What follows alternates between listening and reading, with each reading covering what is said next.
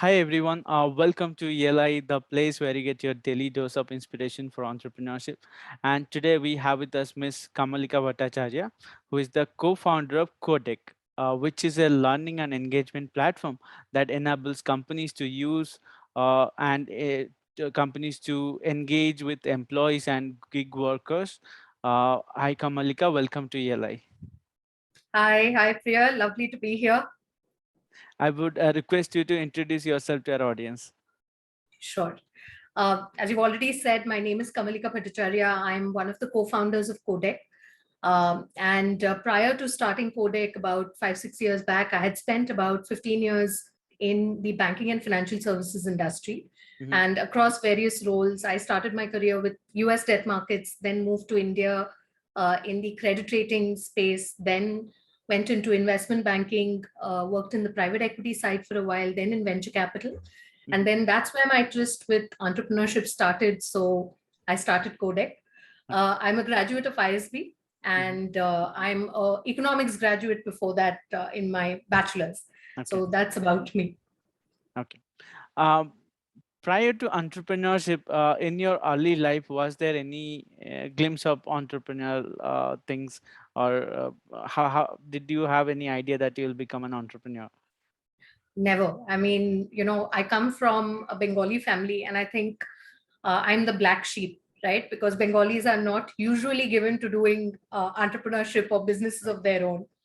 Yeah. But I think my fascination with entrepreneurship really came from the fact that when I was doing investment banking and raising, capital for a lot of these successful companies or companies that were starting off in the venture capital space, Hmm.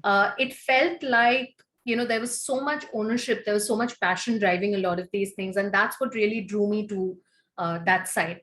And of course, I asked myself very stupid questions like, how difficult can it be? If you Okay. have passion, that's all you need. So Hmm. yeah, that's where it all started. Yeah. Once you had the trigger to become an entrepreneur, you would have thought about multiple ideas to start with. What is about this particular idea of learning and development of employees that excited you to start a venture out of it? Well, funnily, we didn't start with learning as the idea. We actually wanted to be in gaming, right? Okay. Because both my co-founders, who's also my husband, Hmm. and I are very passionate gamers. We enjoy gaming in all forms and fashions, board games, console games, all of that. And the whole idea was that, when we started thinking about what is, passion for us, Hmm. gaming as just a medium, was very, very dear to us. And so we kind of initially started looking at pure gaming, but pure gaming has, I think, because both of us came from very, very business oriented backgrounds, the Hmm. idea was how could we marry both of these. Okay. So we kind of came into this space to say that, okay, learning is a space where gaming really applies. And we Hmm. had seen challenges when we were in industry ourselves about how companies are unable to engage workforces, Hmm. how the newer age workforces are very, very difficult to engage with the same methods that were there before. Okay. And we really felt that's where gaming kind of fitted, right? Hmm. That fit was very strong with gaming. Because Okay. if you look at new age audiences, gaming is actually one of the most consumed formats. True. So that's where we wanted to kind of bring everything together. That's where it kind of got born. Okay. Uh, but yeah, gaming is fun and everything, but companies pay you for solving real problems. So, can you tell us what is the problem that you are solving for companies who pay you? Sure. So, today the challenge, if you look at the people model that exists in industry, right? More and more companies are growing with, models which are workforces who are off roles, right? Mm. Whether it's gig audiences or growing a lot more in the value chain. And so, if you really think about the numbers, for every one person that a company hires as a white collar employee, they Mhm. would hire about 100 to 150 people in gig or value chain, right? And when Mhm. I say value chain, I mean their distribution networks, their agent networks, Okay. sellers, merchants, supply chain. This Mm. is all, a set of people or an ecosystem which is coming together to deliver the product or the service of the company. Mm. But the challenge that comes in there is that to enable this audience is not the same problem that you have by enabling a white collar audience, right? Mm. So this is what you would call gray collar or blue collar. Okay. And that segment does not respond to certification led learning, right? Mm. So that is where a lot of different approaches have to be kind of driven. And therefore, the whole concrete benefit that we help companies get to is to onboard these employees as soon as possible, get them productive, give them the skilling that they need to get out and actually do the job. Mhm. And that involves, everything from knowing the product that you're selling to how to sell it, and how do you actually fit into the whole process product continuum that a company is running. So Okay. that's what we help the companies do. Mm. And we provide them with both the technology and the way to get the content out to this audience. Both of these problems are what we work with them on. Okay. uh, now that we understand the problem, essentially what I understand is traditional learning methods are not effective, and so gaming is a new way of learning. uh, One thing I'm really curious to know is how do we deliver this thing, because gaming is a cool thing to say, but it's not very easy to marry game with a practical skill, or a practical application in a business scenario. So how do you go about it? Tell us about your platform. Sure. So, when we say, or at least when we introduce our platform and we call it game based learning, everybody assumes that when you say that, you're doing something like you're giving them points or you're giving them a Hmm. badge and you're putting them on a leaderboard and you're showing them the rank that they're at. Actually, QuoDeck's whole premise is very different. While we do points, badges, and leaderboards, we actually use hyper casual gaming, which is basically games like Candy Crush, Angry Birds, right? Temple Run. These are the kind of games that people enjoy playing. And probably even when they're not learning or they're spending their day, they're spending about at least half an hour to an hour playing these games on their mobile, right? Hmm. So what we do is that we, as a platform, there are hundreds and hundreds of hyper casual games that are there in the platform. Okay. All companies need to do is add their questions to it, and our engines essentially, as they are playing the game, Hmm. to gain more time or to gain more points or to level up, they will answer these questions during the game. And that is what drives the entire learning approach. You're using hyper casual gaming, which is primarily entertainment. Hmm. You're marrying it with the knowledge base that the company needs to deliver. And you're putting these together to give an experience to that learner Hmm. in the first place. Now, obviously, this is a somewhat simplistic view of what the platform does, Hmm. but the things that we focused on in the platform is to solve two real problems that companies face while putting out this learning, right? Okay. One is, yes, how do I make my learning more gamified? How do I make it more engaging, entertaining? That we are solving with this hyper casual gaming approach. Mhm. Second is, like with every OTT today, if Mm. Netflix or any of the others weren't putting out content regularly, you wouldn't go to them, or a YouTube or an Instagram, right? Content is what makes people come back again and again to these platforms. So Yes. what we've done is we've embedded a whole bunch of rapid authoring tools, Mhm. so that for companies, it makes it very easy for them to keep pushing out very mobile friendly, very engaging, interesting content that people can consume every day. Mhm. And using games, it makes it even more engaging, enriching, exciting, all of that. So it's a combination of factors that the platform offers. But as I said, the two main things we're solving for is gaming and engagement, and the other is rapid authoring. So that is what makes the platform very usable. It really solves business people's problems, right? Because they can actually use it to put out that velocity of content to their audience. So that's what we do. Got you. So to oversimplify it, if I'm a gig worker, I'll play Temple Run, and if I run out of lives, I'll probably watch a video created by the HR manager of a company, and then I'll get one extra life. Uh, That- so curious to know the other side of things. The be it a learning and development manager or the admin of the portal that you are giving to the company. how does their side of things look like? What are the different features they get to use, or what are the different functionalities they're able to use? So we have three pillars really that the product kind of lies upon, right? One is mobility. We are very, very oriented towards the mobile, because if you're talking about this audience, then mobile is the primary device on which they're consuming, right? Mhm, So there are a whole host of mobility related features that the platform carries.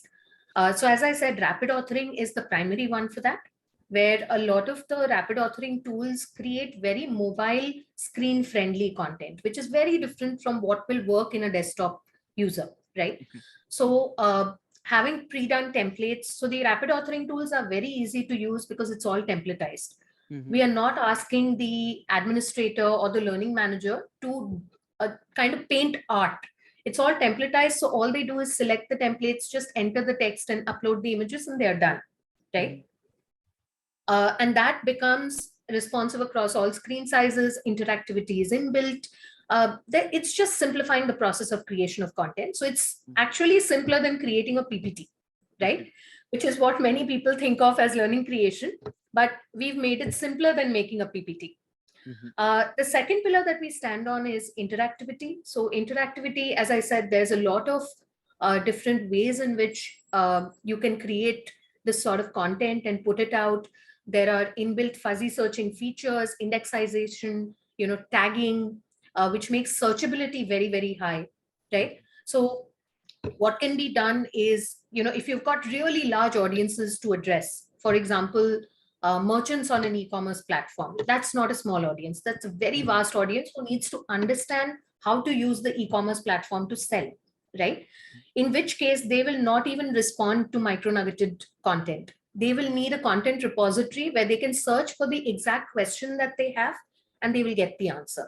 So we have features like learning center, knowledge center, which are embedded in the product, which allow you to create kind of like a mini Google, right, of very bite-sized small content, but very indexed, tagged, searchable, discoverable, that sort of thing.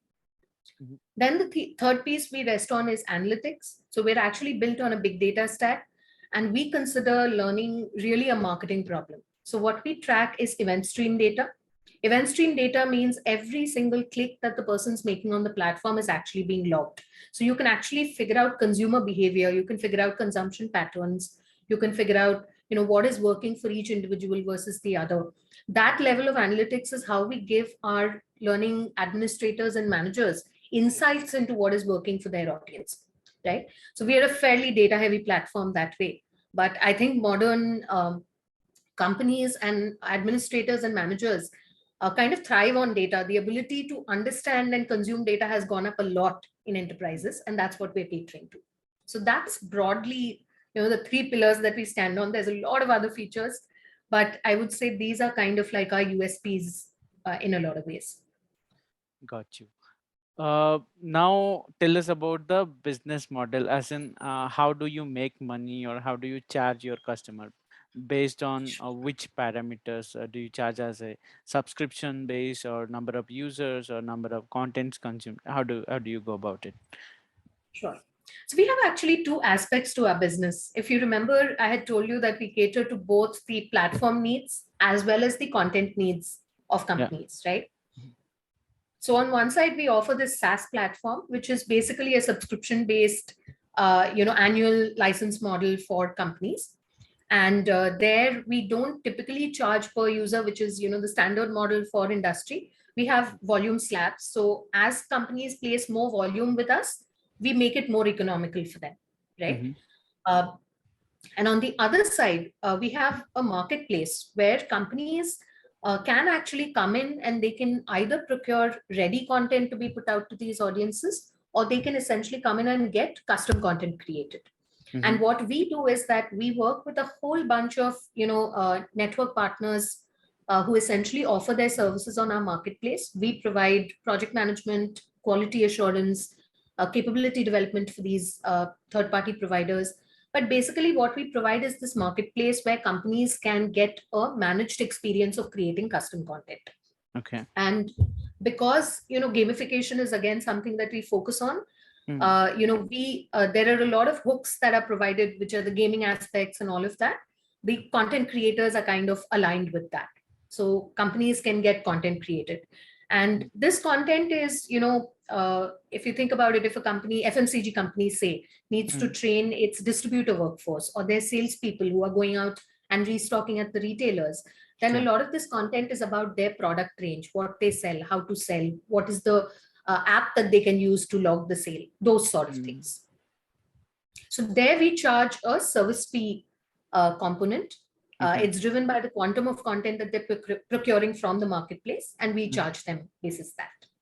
So that's our revenue model on both sides. Understood. Kamalika, take us to the early days of building QuoDeck. Tell us how it all started. What did you do in first few days? Did you rent a office, or did you assemble a team? What was happening in the initial days? I think the first few days after quitting my job, I was in shock. You know, I was an investment banker. I was doing really well. My husband was in treasury. So we were kind of at the zenith of our careers, if you will, at that time. Mm. So we were, I think we were very, very underprepared for entrepreneurship, right? What it takes. And I think that because we came from these backgrounds, Arijit comes from IMCAL, I'm from ISB. We're Mm. kind of, we're taught to believe that we can't fail. We're the intellectual elite in some sense, right? Okay. But I think failure does not care for who you are. So there's a lot of times in the initial um, days when we actually hit rock bottom. I remember there was a time when, Arijit and I sat down and we really contemplated whether it was sharper for us to go back to jobs. Mm. And then we said that no, we can't quit at the first sign of trouble or the first bottom that we hit. And Mm. therefore, we decided to remortgage our house, took out a loan, pumped the money into the business, took a office when Mm. we really couldn't afford it, hired a couple of people. And then I think that was the first time that we actually felt that it was a company. Mm. Otherwise, until then, it was the two of us sitting in another bedroom in our house and dreaming up ideas of how things could work, you know. Okay. But I think when you pick up the office and you go in every day and there's people who are there whose salaries you're responsible for at the end of the month, it Mm. really brings it home that you got to make it work and your back's against the wall.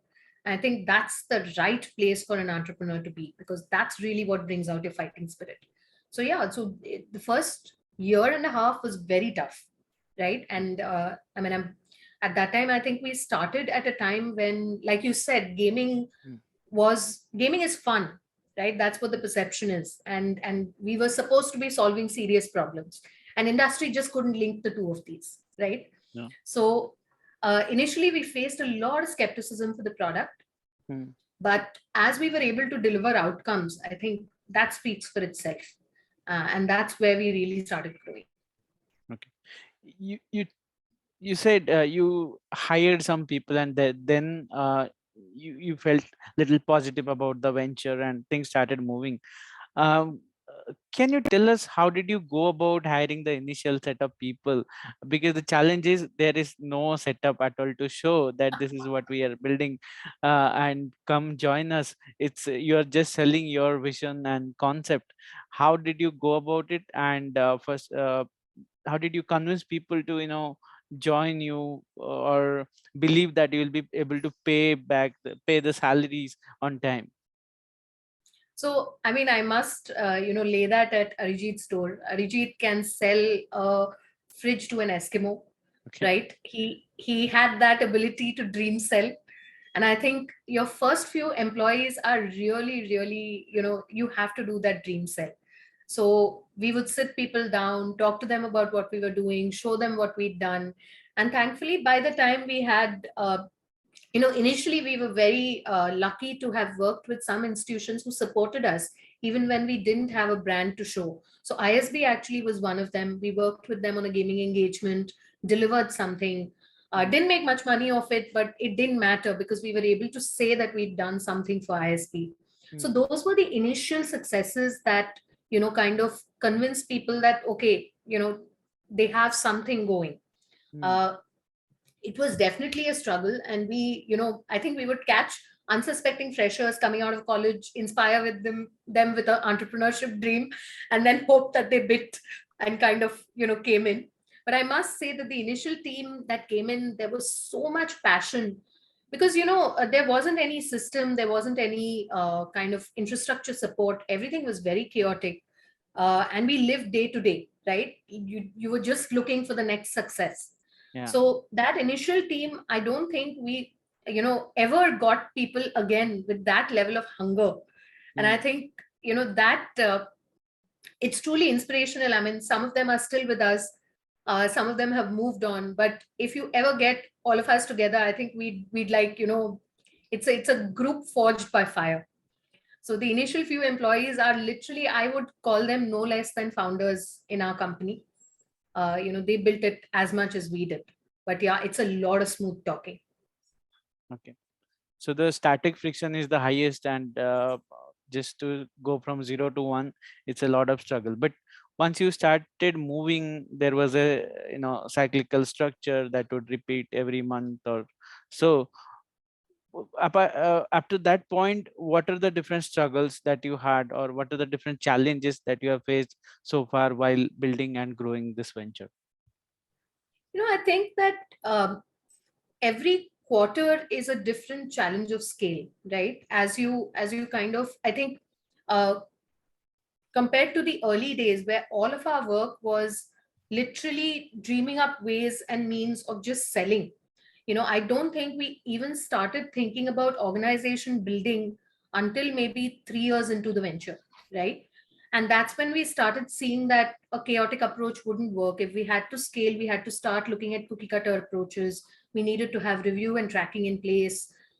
We needed to have more scaled up thinking on a whole bunch of things. So I would say, in a lot of ways, the organization building takes a lot more out of you than even the initial sale, Mhm. because the moment you start going into organization building, the wins that you get are, they take longer to get, right? Hmm. Because when you start putting in the pains of scale come in, and then you put in systems, processes, ways to solve it, ways to grow it, you only see the fruits of that maybe 2 quarters later, or Right. Yeah. 3 quarters later. So the initial years are very they're like an adrenaline rush, right? Mm. Because literally every month you're scaling something new, you're right in the thick of things. So I think that mindset shift that needed to happen, to say that no, we're not in the trenches anymore, and that's not our place to be. We Mm. have to step back. We have to start looking at a little bit more. If we were at 1,000 feet before, we've got to now look at it at 10,000 feet, and now at 35,000 feet. Every time you need to do that, it takes a change in mindset. Mm. And I think that change in mindset is far more difficult than we realize. I think people assume that once you've hit some amount of success, the scale will come naturally. But I think just the nature of the problem changes, the magnitude of the problem never changes. It's always a new scale to hit. True. So yeah. So but yes, the good thing is, you can, like, I tend to think of things as BAU and labs. It's what we call newer parts of the business. So those Mm. are labs where we are doing setups, and there are some things which are BAU, where you do a lot of review and tracking and a lot of checking that things are going the way you want. Mm. Labs what keeps me going into work every day, because it's exciting to figure out that it's the thrill, right? Yeah, But BAU is really where the business lies. that is so true. Um, what is the meaning of entrepreneurship for you? How would you define the term entrepreneur? I think, to me, it's I could say a lot of things. It's thrill seeking. The word really brings to mind a certain set of emotions. It's a Mm. lot of ups and downs. But I think for me, entrepreneurship is pride, right? It's about taking pride in something to build up, own it. And I don't mean from an equity ownership standpoint, but everything that you do, whether it lives or dies or soars or falls, is at your door, right? Mm. And I think that takes an enormous amount of pride in what you do. You don't always succeed, but I think playing that game is half the fun. So for me, it's adrenaline combined with pride in some sense. Both of these play an equal role, but yeah, pride is you know you have to take pride in what you want to build, and Mm. that drives, I think, the passion.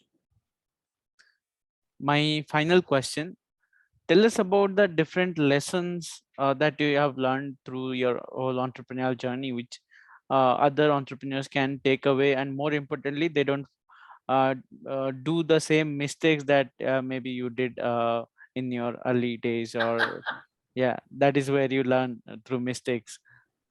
So many things to talk about. I mean, if you talk about mistakes that they can learn from, so many things. But I think I have two pieces of advice for entrepreneurs who are starting out. I think a lot of people tend to think of entrepreneurship as a sprint, right? It's not. It's a marathon, which Mm, means that you need to have the energy to sustain the start of the race, the mid of the race, and the end of the race, right? mm, And the end is really far away. Trust me. okay. So uh, you have to make sure that your ability to sustain in the fight is there, which means that you need to take care of yourself. Mm, A lot of entrepreneurs, especially if they've worked for a while and then they start, they tend to think that entrepreneurship means frugality. It means that you have to starve yourself.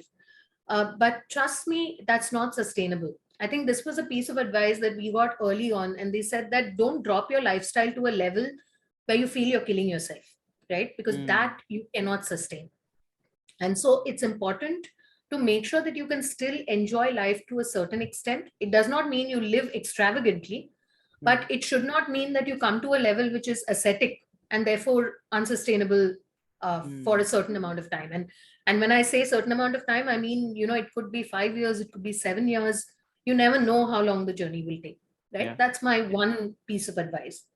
I think the second piece of advice is what we call chasing the intermediate impossibles. I think, I've spoken in a couple of places about this, but uh, I think a lot of entrepreneurs make they make this jump to saying that, okay, I've arrived in a place where I found the product market fit, and therefore the level of innovation that I need to do on product can come down. Mm, But what we find is that innovation is it's kind of like daily discipline, right? right. And you've got to keep some of these intermediate impossibles, or things that you never believe will work or are absurd, and but you do a bunch of these to see what can be the next paradigm. And that's what really keeps your product moving, because if you don't dream of the impossible, it's not going to happen for sure, right? So Right. I think entrepreneurs tend to let go of innovation very early, and I think that's a trap or a mistake that a lot of us, kind of fall into, and that's the big one to avoid, because obsolescence is always around the corner, and it hits you so fast you don't even know it.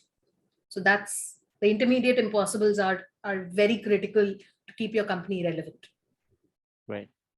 So on this point, we are at the end of our session. Thanks for your time, Kamalika, and it was a great pleasure to have you on our platform. I'd loved being here. Thank you so much, Priya, for having me.